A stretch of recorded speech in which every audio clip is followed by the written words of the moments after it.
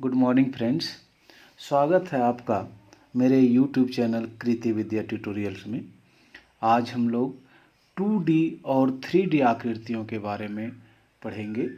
यह बहुत इम्पोर्टेंट है उन लोगों के लिए जो JTET, CTET या किसी भी प्रकार के टेट की तैयारी कर रहे हैं, उन लोग के लिए बहुत इम्पोर्टेंट है। साथ ही साथ सभी प्रतियोगी परीक्षाओं के लिए भी यह महत्वपूर्ण है। इससे एक सवाल आने का संभावना रहता है। मैं ये कह सकता हूँ कि JTET में निश्चित रूप से एक सवाल इससे रहेगा। तो आइए हम लोग कोशिश करेंगे कि 2D और 3D आकृतियाँ क्या हैं इसको समझने का। तो हमारे आसपास की दुनिया आकृतियों से भरी हुई है, जबकि कुछ आकृतियाँ केवल सपाट सतहों पर मौजूद होती है और जबकि अन्य कुछ हर जगह मौजूद होती है। इन आकृतियों को 2D या 3D के रूप में बांटा गया है। धरती में दुनिया में जितनी भी आकृतियाँ हैं उसको अभी तक 2D या 3D के रूप में बांटा गया है। तो हम लोग यहाँ आज समझने का कोशिश करेंगे कि 2D के में कौन रहेंगे वस्तुएं और 3D की वस्तुएं कौन रहेंगी। ये हम लोग समझने का पूरी कोशिश करेंगे और किसी भी तरह का प्रश्न इस पर आए तो हम लोग बनाने का कोशिश करेंगे। चलिए, तो 2D और 3D की परिभाषा भी हम लोग देखेंगे। तो सबसे पहले जान लीजिए कि 2D मतलब क्या हुआ। 2 मतलब 2 और D मतलब डायमेंशन। डायमेंशन मतलब होता है आकृति, आयाम होता है। तो दो आयामी कह लीजिए या द्विआयामी कह लीजिए। तो ये इसका फुल फॉर्म हुआ 2D का। 2D मतलब 2 डायमेंशनल और 3D मतलब होता है 3 डायमेंशनल। 3 डायमेंशनल को हिंदी में हम लोग 3 आयामी कह सकते हैं, या तो हम लोग त्रिआयामी भी कह सकते हैं। तो द्विआयामी और त्रिआयामी हम लोग समझेंगे। 2 डायमेंशनल एंड 3 डायमेंशनल को किसको कहते हैं।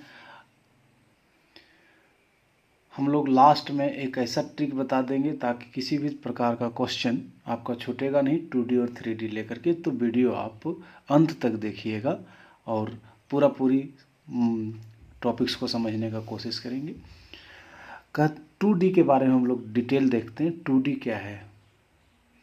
तो एक 2D आकार एक ऐसा आंकड़ा है जिसकी लंबाई और चौड़ाई केवल इसके आयाम के रूप में है, जिसमें सिर्फ और लंबाई और चौड़ाई हो। वैसे आकृति जिसमें सिर्फ लंबाई और चौड़ाई हो उसको हम लोग कहते हैं 2D आकृति।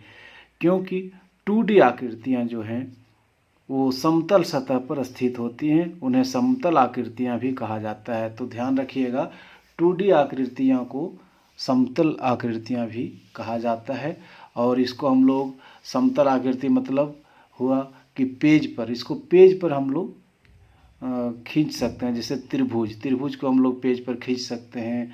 आयत को हम लोग खींच सकते हैं। तो जिसको हम लोग ड्रॉ कर सकते हैं, जिसको हम लोग समतल सतह पर बना सकते हैं, उसको 2D कहते हैं। और ध्यान रखिएगा, 2D आकृतियों का केवल क्षेत्रफल ज्ञात किया जा सकता है। इसमें 2D आकृतियाँ जितने भी हैं उसका क्षेत्रफल हम लोग ज्ञात कर सकते हैं। और गणित और भौतिकी में 2D आकृतियों को 2 अक्षों पर नामित किया जाता है। एक है एक्स एक्सिस और दूसरा है वाई एक्सिस। ये एक्स एक्सिस आप पढ़े होंगे, इसको कहते हैं एक्स अक्ष, एक्स डैश, और इसको कहते हैं वाई डैश, और यहाँ ओरिजिन रहता है। तो 2D में मात्र 2 डायमेंशन ही होता है, वो दो एक्सिस ही होता है। एक एक्स एक्सिस होता है और दूसरा वाई एक्सिस होता है। तो गणित और भौतिकी में, भौतिकी के टर्म में यदि हम लोग बोलेंगे, या तो गणित और भौतिकी दोनों में कहेंगे, तो एक्स एक्सिस और वाई एक्सिस में जिसको हम लोग दर्शा सकते हैं उसे हम लोग 2 डायमेंशन कह सकते हैं, 2 डायमेंशनल फिगर कह सकते हैं। तो आइए देखते हैं 2D के कुछ उदाहरण। तो 2D वृत्त है, तो वृत्त में एक ही भुजा होता है, और अर्धवृत्त में 2 भुजाएं होती है, और त्रिभुज 3 भुजाएं, चतुर्वर्ग में 4 भुजाएं, आयत में 4 भुजाएं, पंचभुज में 5 भुजाएं। ये सभी उदाहरण हैं किसके, 2D के। इसको हम लोग बना सकते हैं। पंचभुज की यदि बात करें तो 5 भुजा वाला आकृति पंचभुज कहलाता है। तो देखिए इसको हम लोग समतल सतह पर बना सकते हैं। तो ये जो हुआ ये 2D का उदाहरण है। वृत्त है तो वृत्त को हम लोग छाप सकते हैं, तो ये उदाहरण हुआ 2D का। तो ये सभी उदाहरण है 2D के। तो 2D में 2 एक्सिस होता है, एक्स एक्सिस और वाई एक्सिस। 2 एक्सिस पर जब आधारित हो तो उसको 2D कह सकते हैं। और इसे सबसे इम्पोर्टेंट चीज़ है, और आगे देख लेते हैं। ये देखिए षटभुज, षटभुज मतलब हेक्सागन कहते हैं अंग्रेजी में, और इसमें 6 भुजाएं होते हैं। इसको हम लोग आराम से छाप सकते हैं, 6 भुजा वाला। ये देखिए 4 हो गया, 5 हो गया, 6 भुजा वाला आकृति हो जाता है आपका षटभुज।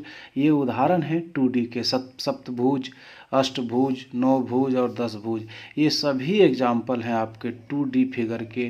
तो ध्यान रखिएगा ये सब जितने बहुभुज, कभी आपको पूछ देगा बहुभुज, बहुभुज मतलब जितने बहुत भुजा, आपको 20 भुजा वाला यदि पूछ दे तो 20 भुजा वाला आकृति भी आपका 2D होगा।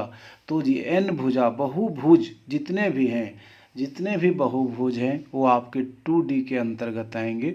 और 2D को हम लोग समतल सतह पर ड्रॉ कर सकते हैं। एक सवाल आता है कि क्या 2D आकृति को पकड़ सकते हैं, तो इसका आंसर होगा नहीं। 2D आकृतियों को पकड़ नहीं सकते हैं क्योंकि इसे कागज़ पर खींचा जाता है, अतः इसे पकड़ नहीं सकते हैं। और इसमें 2 ही चीज़ हुआ करता है, एक लंबाई हुआ करता है और एक चौड़ाई हुआ करता है। जैसा कि देख रहे हैं आयत है तो इसमें लंबाई है और चौड़ाई, इसका ऊंचाई नहीं है, कहिए तो मोटाई नहीं है। तो यदि मोटाई हो जाता तो ये हो जाता आपका 3D। तो इसमें भी लंबाई और चौड़ाई है, त्रिभुज है। तो ये सभी उदाहरण हैं आपके 2D के। इसको आप पकड़ नहीं सकते, इसको आप ड्रॉ कर सकते हैं कागज़ पर, समतल सतह पर इसको आप ड्रॉ कर सकते हैं। आइए हम लोग अब 3D को बढ़िया समझने का कोशिश करें बढ़िया से। 3D मतलब 3 ठो इसमें माप का होगा, एक लंबाई, चौड़ाई और ऊंचाई। वैसी आकृति जिसमें लंबाई हो, चौड़ाई हो और साथ ही साथ ऊंचाई हो, उस तरह का आकृति को हम लोग 3D आकृति कहते हैं। इसमें इसका डिफिनेशन यदि बात करें तो एक ठोस आकृति जिसमें, इसमें ध्यान रखिएगा ये ठोस वर्ड हो, ध्यान रखिएगा, एक ठोस आकृति जिसमें लंबाई हो, चौड़ाई हो तथा ऊंचाई हो, त्रिविमीय आकृति कहलाता है, जिसमें लंबाई, चौड़ाई और ऊंचाई हो। और ध्यान रखेंगे 3D आकृतियों का आयतन ज्ञात किया जा सकता है, जबकि 2D में हम लोग देखें क्षेत्रफल ज्ञात करते थे और 3D में हम लोग आयतन ज्ञात कर सकते हैं। तो अंतर है ये, 2D में क्षेत्रफल ज्ञात कर सकते हैं और 3D में आयतन ज्ञात किया जाता है। गणित और भौतिकी में त्रिविमीय आकृतियों को 3 अक्षों पर नामित किया जाता है, एक्स एक्सिस, वाई एक्सिस और जेड एक्सिस। आप इस तरह का पढ़े होंगे, इस तरह का ये होता है एक्स एक्सिस, ये होता है वाई एक्सिस, ये होता है जेड एक्सिस और यहाँ होता है ओरिजिन। तो इसको कहते हैं त्रिविमीय। इसमें 3 एक्सिस हो गया, एक्स, वाई और जेड। तो यदि इसको हम लोग आसानी से बच्चों को नहीं समझा सकते और ये आपका 3D फिगर से समझाया जा सकता है, तो आगे हम लोग देखेंगे 3D फिगर। और 3D में 3 एक्सिस होता है, ध्यान रखिएगा, एक्स एक्सिस, वाई एक्सिस और जेड एक्सिस का पैमाना यूज होता है। और 2D में मात्र एक्स एक्सिस और वाई एक्सिस पैमाना का यूज होता है, इसको आप ध्यान में रखेंगे। आइए देखते हैं 3D के कुछ उदाहरण। गोला, प्रिज्म, घनाभ, घन, बेलन, शंकु, पिरामिड, ये सभी एग्जाम्पल्स हैं आपके 3D के। आपका यदि बात कर लिया जाए पासा मतलब क्या होता है, लूडो का गोटी, लूडो जिससे हम लोग खेलते हैं, लूडो का गोटी। तो लूडो का गोटी उदाहरण हो सकता है हमारा घन का। जूते का डिब्बा हमारा उदाहरण हो सकता है घनाभ का। आइसक्रीम हमारा उदाहरण हो सकता है शंकु का। ग्लोब यदि बात कर लें तो ये गोला का उदाहरण है। और सोडा कैन, जिसमें सोडा, पीने वाला सोडा जो रहता है, उसको हम लोग बेलन का उदाहरण कह सकते हैं।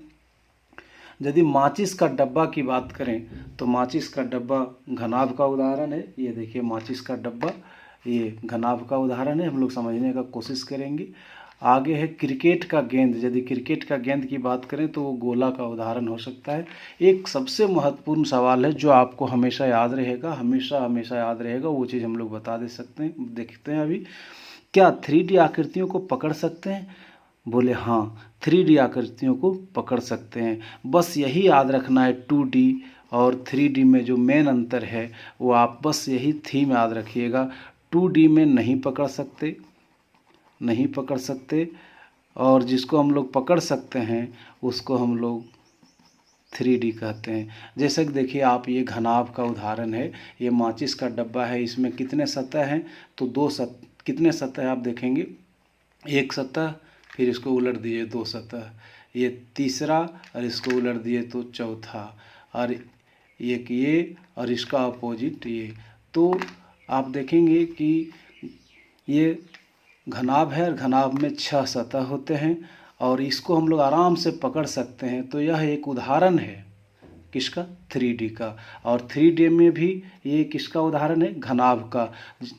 तो ध्यान रखेंगे, ये 3D है, इसको हम आराम से पकड़ सकते हैं। जिसको हम लोग आराम से पकड़ सकते हैं वो एग्जाम्पल है 3D का।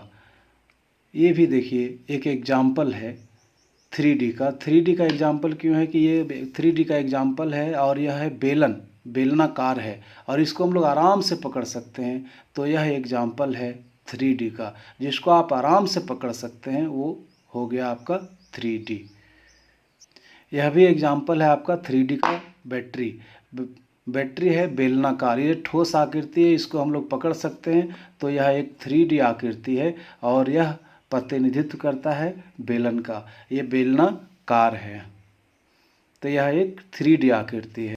ये देखिए आपका है कपूर का गोली, फिनाइल गोली जिसको कहते हैं। तो यह भी, इसको हम लोग पकड़ सकते हैं। यह एक 3D शेप है, और यह प्रतिनिधित्व करता है गोला का।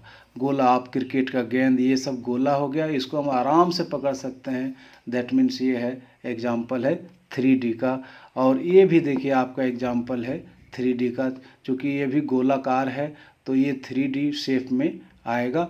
तो 3D शेप को आराम से पकड़ सकते हैं। ये गोला है, और गोला 3D में आएगा। हम लोग यहाँ बस यही चीज़ याद रखेंगे, जिसको हम लोग पकड़ सकते हैं वो 3D, जिसको पकड़ नहीं सकते हैं उसको 2D। आप जैसे बात करें त्रिभुज को आप पकड़ नहीं सकते, आप उसको समतल सतह पर ड्रॉ कर सकते हैं। तो ड्रॉ करने वाला 2D, और जिसको पकड़ सकते हैं उसको 3D। बस इतना ही याद रखिएगा। आपका किसी भी प्रकार का प्रश्न आए आप बना लीजिएगा। आप इससे और भी प्रश्न बन सकते हैं कि घनाभ में कितने सतह होते हैं। तो अभी हम लोग देखें, घनाभ में 6 सतह होते हैं, और इस तरह का प्रश्न बन सकता है घनाभ घन, और इस तरह का है तो कितने सतह। देखिए कॉर्नर किसको कहते हैं? ये सब कॉर्नर हो गया आपका, ये कॉर्नर हो गया, ये वाला कॉर्नर हो गया। तो कॉर्नर कितने हो सकते हैं, सतह कितने हो सकते हैं? तो ये सब चीज़ मुझे लगता है कि आप लोग सभी जान रहे हैं। यहाँ हम लोग कोशिश कर रहे थे 2D और 3D को समझने का। 4D मतलब 4 डायमेंशन। कुछ लोग 4D होने का भी दावा करते हैं, पर अभी तक किसी भी वस्तु के आकार को केवल 3 ही इकाइयों में मापा न जा सकता है। चौथी इकाई के होने का अभी कोई मजबूत प्रमाण नहीं है। कोई बोले कि 4D है तो अभी तक उसका कोई मजबूत प्रमाण नहीं है। हाँ, हो सकता है कि भूत पिशाच लोग 4D में रहते होंगे, लेकिन अभी तक उसका कोई मजबूत प्रमाण नहीं है, इसलिए 4D अभी नहीं। कुछ लोग दावा करते हैं, लेकिन अभी तक उसका वैज्ञानिक रूप से प्रूफ नहीं हो पाया है, तो हम लोग उसको अभी नहीं मानेंगे। इस पर देखिए वस्तुनिष्ठ प्रश्न हम लोग देखेंगे, और इसका टेस्ट भी हम लोग जैसा लेते हैं तो उसमें हम लोग लेंगे। क्विज में इस तरह का प्रश्न आपका आएगा कि वृत्त एक उदाहरण है एक विमीय आकृति का। तो हम लोग देखेंगे कि विमीय आकृति होता ही नहीं है, तो द्विविमीय आकृति, 3 विमीय आकृति, या इनमें से कोई नहीं। तो चूंकि वृत्त है, इसको हम लोग ड्रॉ करते हैं, इसको हम लोग पकड़ नहीं सकते। तो ये हो गया आपका सही आंसर जो होगा, इसका जो सही आंसर होगा वो 2 होगा। द्विविमीय आकृति का उदाहरण है वृत्त। तो इस तरह का प्रश्न हम लोग एक्सरसाइज में सॉल्व करेंगे। तो यदि ये वीडियो आपको अच्छा लगा हो तो प्लीज़ मेरे YouTube चैनल को सब्सक्राइब करके बेल आइकन को दबा लें, ताकि मेरा वीडियो जब भी मैं आपको अपलोड करूं तो आपको इसकी सूचना तुरंत मिल जाए। और लाइक भी कर दीजिएगा, इससे मनोबल बढ़ाता है मेरा। और सब्सक्राइब कर दीजिएगा, शेयर भी कर दीजिएगा बच्चों के बीच में, अपने दोस्तों के बीच में। ये उन बच्चों के लिए भी लाभप्रद है जो अंडर 10 में पढ़ते हैं, 6, 7, 8 में पढ़ते हैं, उन लोगों के लिए भी ये बहुत ही महत्वपूर्ण है। तो बच्चों तक भी पहुंचाने का कोशिश करेंगे। धन्यवाद।